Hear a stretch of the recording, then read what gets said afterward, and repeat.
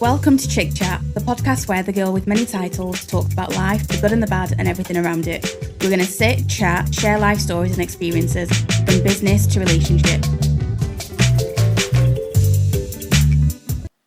Hello and welcome to another episode of the Chik Chat podcast. So this week I basically wanted to talk about mental health. So a week or so ago it was Mental Health Awareness Day. And ironically, I missed it because I was taking some time unplugged and switched off, and I was taking time off for my birthday. However, I have been having a few discussions recently that made me think actually there's never like the right time, and there's never just a one day that you talk about mental health and bring awareness to it. So yeah, here we are doing a quick check-in. So if you're new here, we start with our challenge of the week or tip of the week. In the middle, we ask how you are. But obviously it's just me this time, so you'll know how I am. And then we end with a win of the week. So I guess my challenge of the week right now, if you are watching this, you are seeing I've got my onesie on, a long sleeve top, a blanket over my legs, my hot water bottle, and then another blanket on top. It is absolutely freezing. So my challenge of the week is how me and G are going to organise work, because yeah, working from the office is not fun right now. Downstairs is a lot warmer, but even then it's still quite cold. So yeah, my challenge of the week is how we're going to figure that out. Anyway, let's get straight into it. So if this is the first time that you're listening to the podcast, I'll give you a quick breakdown. I ended up having a near enough mental breakdown about 3 years ago. Yeah, it must have been about 3 years ago because it was just before the pandemic started, which is wild. But I found myself just struggling to even leave the house. I was tired, like mentally and physically tired. It just felt like every day was a slog. Turns out, not only was I in fight or flight mode, my body was just rejecting wearing this mask all the time, just trying to look like I had it together, I was figuring life out, work was all okay, because ultimately things were going on that also weren't okay. And like I said, my body, in terms of being in fight or flight mode, my body just got fed up with it. So at that time, I was working for quite a big company in Northern Ireland. I was in a relationship with my ex, and we've been together for, I guess back then, it must have been about 4.5 years. And then, what else was going on in life? Honestly, I feel like that era is just a bit of a blank. I'd come off holiday from Zambia with my parents just a little bit before, so I got to spend a bit of time back in Zambia, which was great, right before the pandemic happened. But yeah, I remember writing this blog right before everything with George Floyd happened, where I just talked about being sick and tired of having to face this world as a black woman, because I knew that every time I stepped out of the house, it wasn't my authentic self. I was having to put this mask on to be this person that other people wanted me and needed me to be, whether it was family, whether it was in work, especially in work. And I think, as I live in Northern Ireland, and yes, a lot of people have had horrible experiences of people that I know, but overall I've only ever had one horrible experience. Like, I've had quite a happy life, and there are microaggressions that I think when you're not from here, there are just things that you just know sometimes it's not even worth the bother, so you forget about it. But I remember my therapist, I end up in therapy, and my therapist at the time described it as like a bucket, and each little thing that had been happening had been like a little drop of water or a little dribble of water that eventually just spill out. And when it spilled out, luckily my brother was there to normalise therapy. And back then, I remember him saying to me, I don't know if you realise, but him and Chloe had been watching, was it my Teen Mum, something like that? And he'd said that she'd watched it for ages, and he noticed that of all the girls that had been on there, the ones that went to therapy were the ones that at least found ways to enjoy life and built good businesses, successful businesses, did all these things. Did they still struggle with mental health? Yeah. And do you know what? That's one thing that I really appreciate him pointing out, because he didn't make it as if it was a solution to everything. He just said, it's just going to help you cope better in life. And the start of that journey completely flipped my world upside down, ended my relationship with my ex, wasn't in that job anymore, just started CFM, my agency, like everything. And even now, I think I'm not in fight or flight anymore, because I found a safe space in terms of the people that I'm now around, me and G, how I am, my business, everything, because I get to be my authentic self. I'm never having to constantly watch over my shoulder for what people might think or do or whatever else. Corporate life will never have me back. Not in that same sense that I will go back to being a 9-to-5 girly, because I would rather struggle and make ends meet in doing like the things that I find passionate than go back to that fakeness and that toxicity and just the whole like fake camaraderie, because that also helps to make my mental health even worse. Because especially at the period where I thought that, okay, I've been honest with these people, I'm thinking about going to therapy whilst I'm furloughed, I'm really struggling, and then they went quiet. And I completely understand, you've got to make decisions for your business, but don't sit there and act like we're family if you're just going to turn around and just treat me as if I wasn't even someone that you were like saying those things to. So I think that was one of my biggest learning curves, because before that I'd been made redundant once before, and that business was a smaller business. And I remember at the time talking to my mum and dad and them being like, oh, this happens in smaller like family run businesses, however when you go and work for like a bigger company you're safer. In marketing it's not the same as well. And yeah, I think that just got me to the point where I was like, do you know what, I've put my trust in these people, I've done things the way I was supposed to do. I went to uni, I did my masters, I have gone into work, I'm trying to learn. My dad had always said, once you get out of uni, work for 5 years and then go off and do whatever you want. Like, spend this time building your side hustles and then see what happens. And I do think he had a point in what he'd said, but I think if I was to advise someone like my niece, I'd also look at the experience he had up until then, because up until then, I'd already run a business and had started a second one. I'd worked as a consultant. I had worked in new product development for food. I'd gone and done the pitching to the supermarkets. I'd made my own products. Maybe I wasn't selling them as mine, but I'd done so much under my, like I'd done so much for myself in terms of my career, that actually in terms of that 5 years of work experience that my dad was talking about, I'd already had that experience and more, because I also got to see it in terms of like how people run a business when you're working with a freelancer. And back then I used to work for Carphone as well, so I did always have that safety. It's not like I'd not seen all of that. But where I think things really changed for me is I got to a point, and it's funny because you go through these peaks and troughs with your mental health, and recently I turned 30 and I cried with happiness so much over my birthday weekend, because I got to spend my weekend with, I didn't get to spend it with my best friends, however, like I'll see them, but I got to spend it with my family and the people I treasure the most. I got to spend it with people that genuinely, like, no matter what, like, these are the people I always want around me. And it was just beautiful.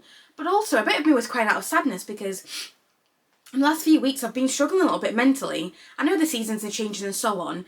And I caught myself saying to myself, like, oh, like, why if, what is it? I caught myself saying something like, oh, but what have you got to be upset about? Like, life's so great at the moment.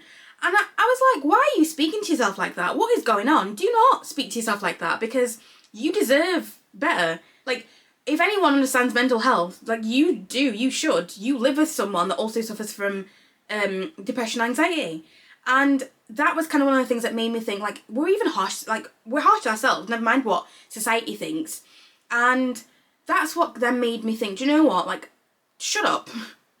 Like, be kinder to yourself, figure things out in a better way, because clearly at the moment, you're not figuring it out. And especially when my mental health starts to struggle, I stopped sleeping properly. And there was a night I couldn't sleep, and I went downstairs and I was sat kind of just writing notes and journaling, and I realised I was trying to figure out what was wrong. And I have this thing of intellectualising everything, because to me, if I find a way for it to make sense, there should be a logical solution. But that's not how mental health works. We all know this, like, especially if you suffer from anything to do with your mental health, you will understand this. And I describe my mental health as a black hole. It's just dormant, and then it decides at some point it's gonna grow and do whatever it needs to do. But yeah, back then I sat and started writing things down, and I remember sitting there and thinking, who would help me figure this out? Because I've had kind of the conversations here and there with G, and it's similar things that were coming up in terms of like work and organising like the workflow. And I think that one of the things that's been stressing me out is the fact that I have people that rely on me for their like living. And when you're like, all right, I'm trying to survive as well and trying to make things work and trying to build something, but I know that if I don't do my end of the, like what I'm supposed to be doing, you're going to be stuck. That was starting to stress me out a little bit. But then when I did sit and think about it, I thought, imagine you're having a conversation with your dad, as in my dad. What would dad say? And that just made me burst out into tears, because my dad is one of those people that knows me in a way I can't even explain. He knows me. There are things he knows about me that it's like he's a wizard. There are things he knows. My brother would be around me all the time. I tell my brother everything. G's around me every day. I tell G everything. However, there are things I don't tell my dad because, one, like, I don't need to tell him everything, but two, he's my dad. Like, he doesn't need to necessarily know everything, but also, like, I don't want him to be stressing, like, worrying about me if he doesn't need to. But there'd be advice he gives me sometimes where it's like, how the hell did you know that? How the hell? Like, it was crazy. And then it made me think about, like, how lucky I am to still have my dad around after everything that's happened, and, like, I'm glad for his health and so on. But, like, I don't know if you'd resonate with this, but I go to my parents for like specific things. To my mum, I go when I need a bit of just calm and quiet and a bit of escapism. So we will have our days out. We will just sit and watch TV and not really talk about like deep things. Whereas my dad, I go to my dad when I know that I need to figure something out, and I might not need to talk to him about it. I might just need to be around him for a little bit. But eventually we do talk about things that lead us on to the conversations we need to have for me to figure things out.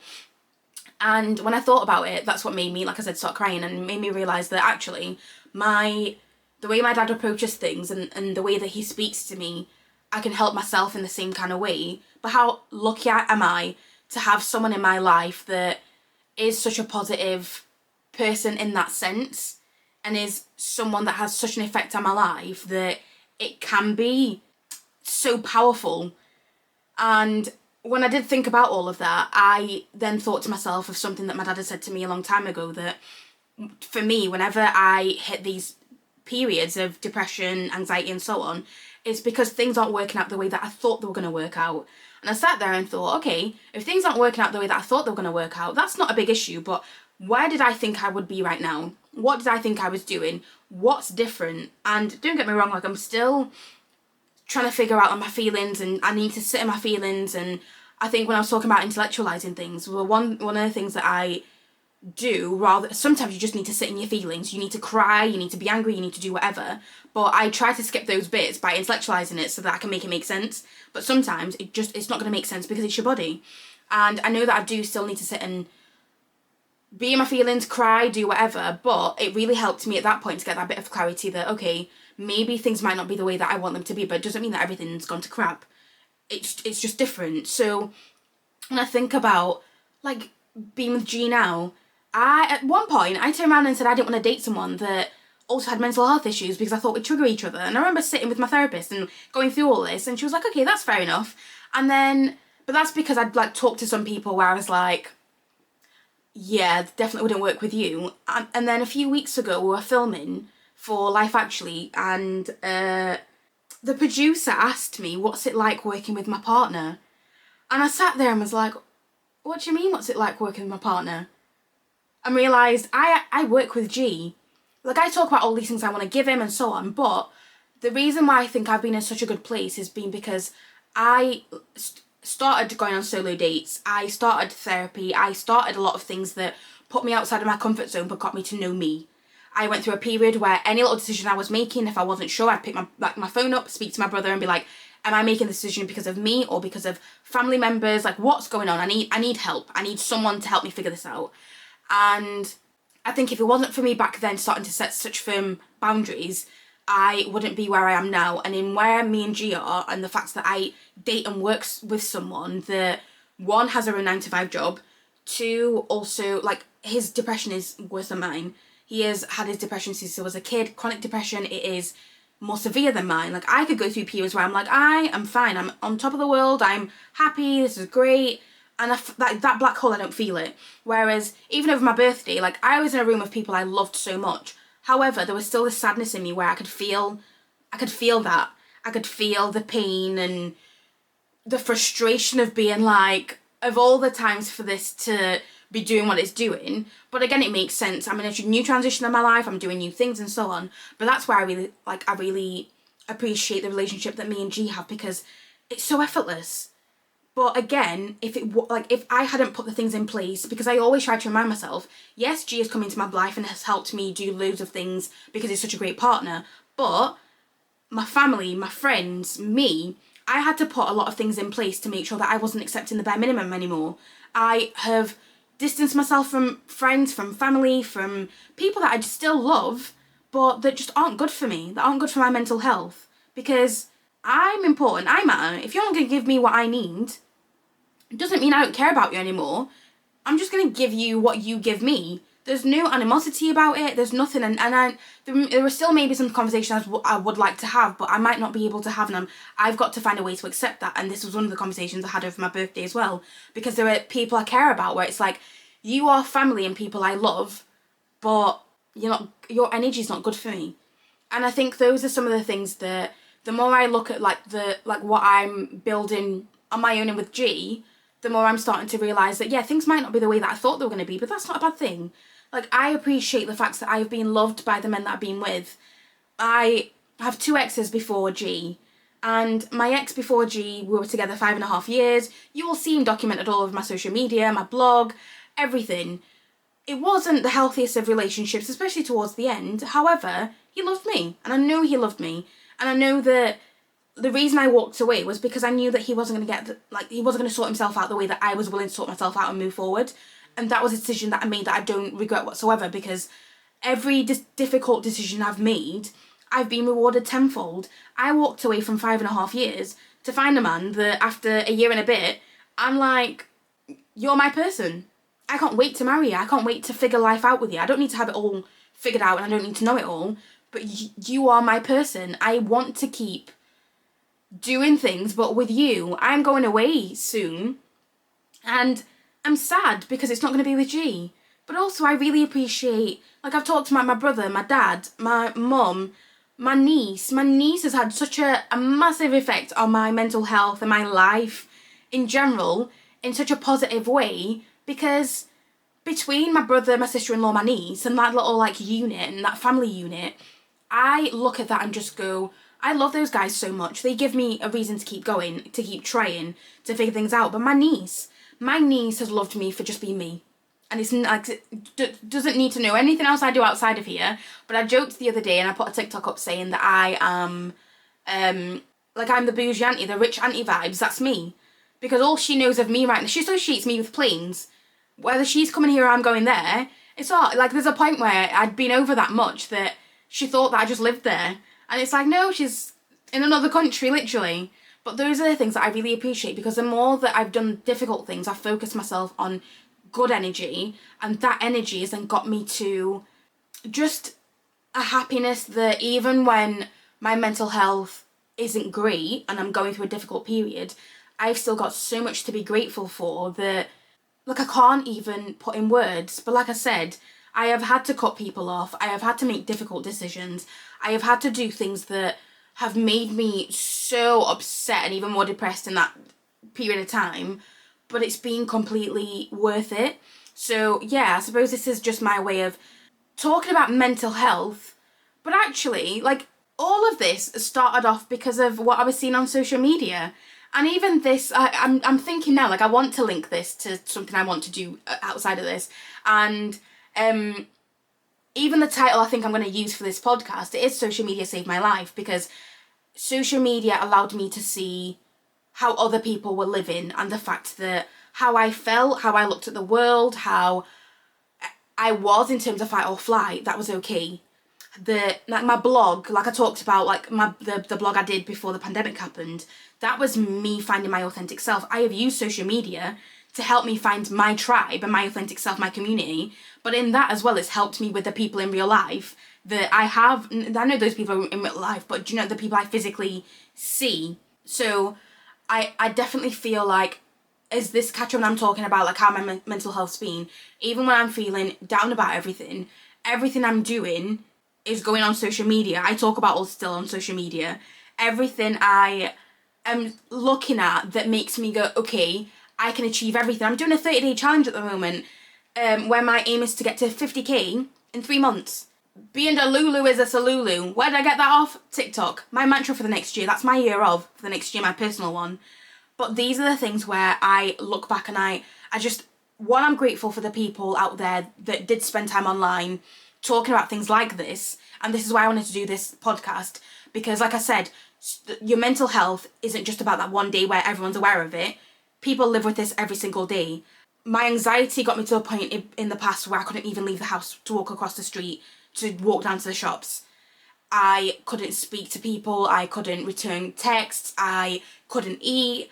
And I think it's incredible to look at where you've been and where you come to, but even when people look at social media as this negative thing, for me it's been nothing but, and don't get me wrong, it's not been 100% positive, but it's been mostly positive because it's allowed me to make money online, to grow my business, to find my tribe, like I said, to find my community, and to do all these things that make me be my authentic self and be celebrated for being me, rather than that corporate facade of you have to be this person to then get further in life. I just need to be me, and in being me, I'm getting on further in life. We'll see where we are in 3 months. Am I going to hit that 50k?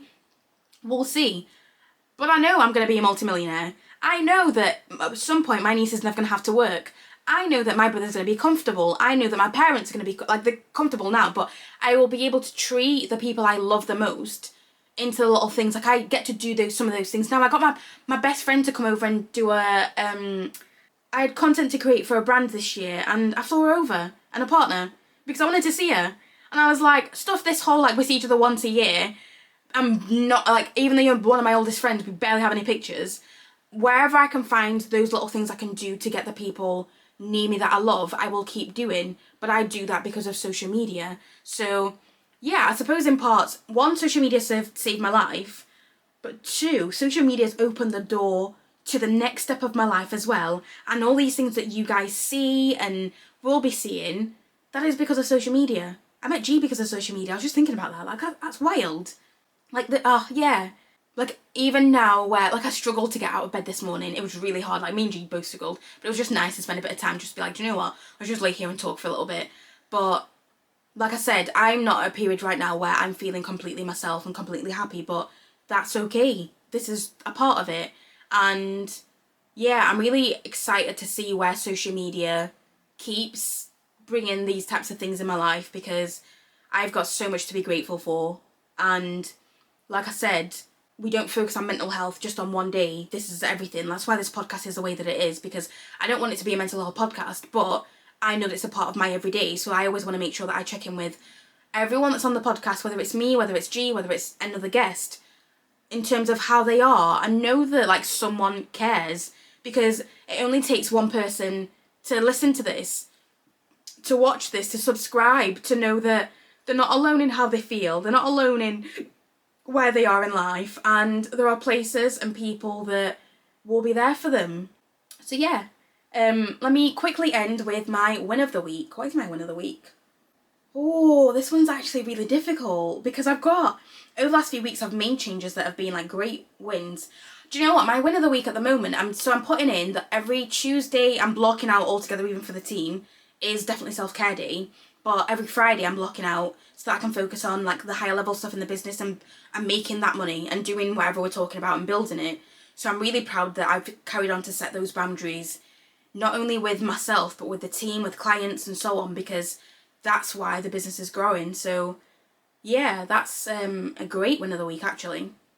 But anyway, I will end it there and say thank you as always for liking, subscribing, commenting, sharing, and doing all the things that you do, because I wouldn't have the life that I have if it wasn't for social media and you guys. So yeah, thank you, and I will see you guys next week, or you'll listen next week. Oh no, it's not next week anymore, is it? It's every 2 weeks. But yeah, so for next week, in the future, so every other week, there will be something exciting coming up, but I'll let you know that in the future. But yeah, see you in 2 weeks' time.